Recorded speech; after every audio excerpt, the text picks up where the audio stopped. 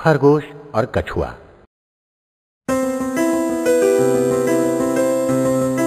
मधुबन के जंगलों में रहता था एक खरगोश। वो बड़ा ही तेज भागता था और हर वक्त अपनी तेजी की बढ़ाई करता रहता था। वो जंगल के हर एक जीव का मजाक उड़ाता था, खासकर कछुए का, क्योंकि वो बहुत स्लो था। एक दिन खरगोश ने कछुए का मजाक उड़ाते हुए कहा, तुम्हारे पांव कितने छोटे हैं और तुम कितनी धीमी गति से चलते हो। तो कछुए ने कहा, माना कि तुम हवा की तरह तेज हो, पर मैं तुम्हें दौड़ में हरा सकता हूँ। अब ये लड़ाई सुलझाने के लिए उन दोनों ने अपने दोस्त लोमड़ी से मदद ली। लोमड़ी ने कहा, ठीक है, सुबह होते ही पहाड़ी के पास पहुंच जाना। तुम दोनों को पहाड़ी के ऊपर चढ़ के नीचे आना होगा। जो भी ये पहले कर लेगा वो ही विजेता डिक्लेयर होगा।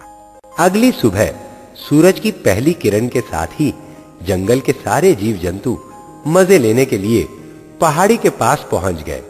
और फिर आखिर लोमड़ी ने कहा, 1, 2, 3, let us begin the race. खरगोश तेजी से झाड़ियों में गायब हो गया, जबकि कछुए ने दौड़ की शुरुआत भी नहीं की थी।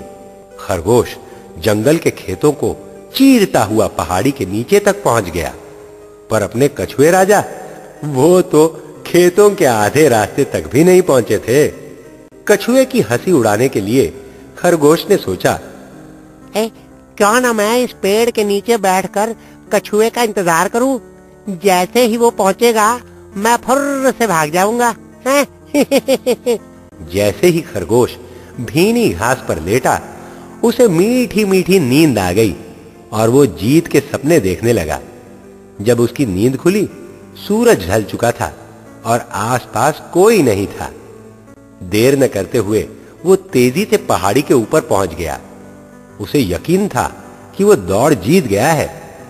लोमड़ी के पास जाकर उसने पूछा, लोमड़ी भैया, मैं जीत गया ना? हैं? लाओ मेरा इनाम, क्या बोलते हो? लोमड़ी ने कहा, जीत गए? डार्लिंग, तुम्हारी आलस ने तुम्हें हरा दिया। जिस वक्त तुम जीत के सपने देख रहे थे, तब बूढ़े कछुए ने दौड़ खत्म करके जीत को सच्चाई में बदल दिया था। Now you can forget it. खरगोश ने अपना सबक सीख लिया। उस दिन के बाद उसने कभी किसी का मजाक नहीं उड़ाया।